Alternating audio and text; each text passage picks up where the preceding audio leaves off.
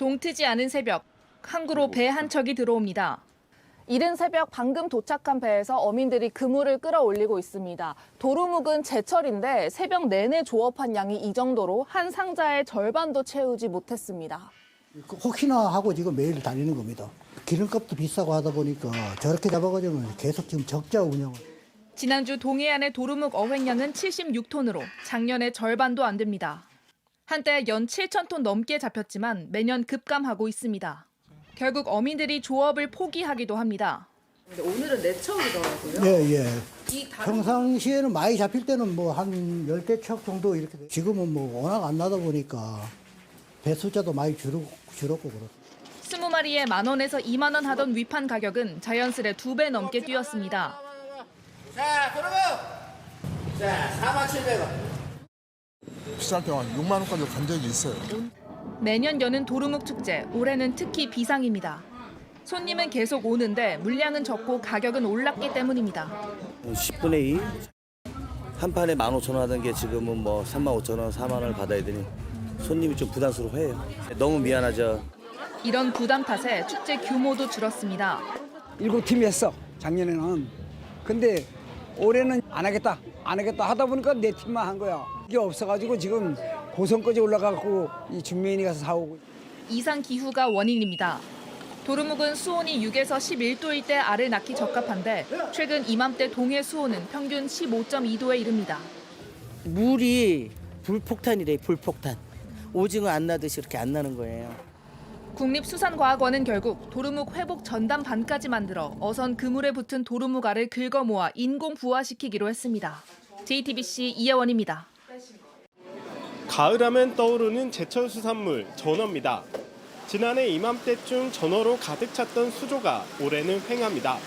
올해는 물건들도 없고 물건들도 사이즈가 작고 기름기가 좀 차고 그래야 되는데 기름기도 없고 업자들이 기온이 이제 해수 온도가 올라가서 많이 안 나온다고 그렇게 얘기를 하더라고요. 가장 큰 원인은 지난 여름 폭염입니다. 바닷물 온도가 오르며 조업량이 줄었는데 덩달아 가격도 뛰었습니다. 수산시장 기준으로 전어 1kg 가격은 지난해보다 3배 가까이 올랐습니다. 소매 가격 오름폭은 더 큽니다. 작년에 비해서는 배가 비싸요. 1kg에 4만 원이면은 이게 서민들은 못 먹지. 비싸면 덜 사게 되지. 한 대형마트는 9년 만에 처음으로 전어회 판매를 중단했습니다. 전어회를 파는 마트도 물량은 지난해 절반 수준으로 줄였습니다. 가을 수산물인 꽃게 가격도 올랐는데 피시플레이션이란 말까지 나옵니다.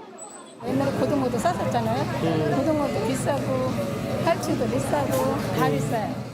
사실은 예견이 되었던 겁니다. 남획이 많이 되었었고 많이 잡아온 자원이 사실은 많이 줄은 상태에서 최근에 이제 기후변화 영향까지 더해지다 보니까 앞으로 수온 상승은 불가피한 만큼 남획 금지 등 최소한의 수산 자원을 회복하는 시간을 갖는 게 중요하다는 목소리도 나옵니다. JTBC 이상화입니다. 아직 해도 뜨지 않은 어두운 새벽입니다. 까맣게 보이는 동해안 위로 불빛만 반짝이고 있는데 모두 조업하는 배들입니다. 이곳은 경북의 대표적인 어업활동지인 구룡포 항입니다.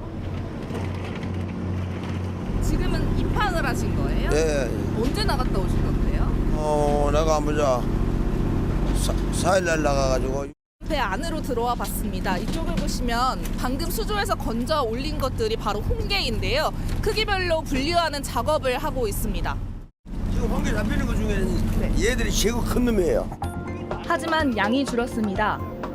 수온이 높아지면은 애들이 다른 데로 차원 쪽으로 이동을 하겠죠. 그러면 우리는 그걸 찾아가야 되는데 찾는 게 쉽지 않잖아요.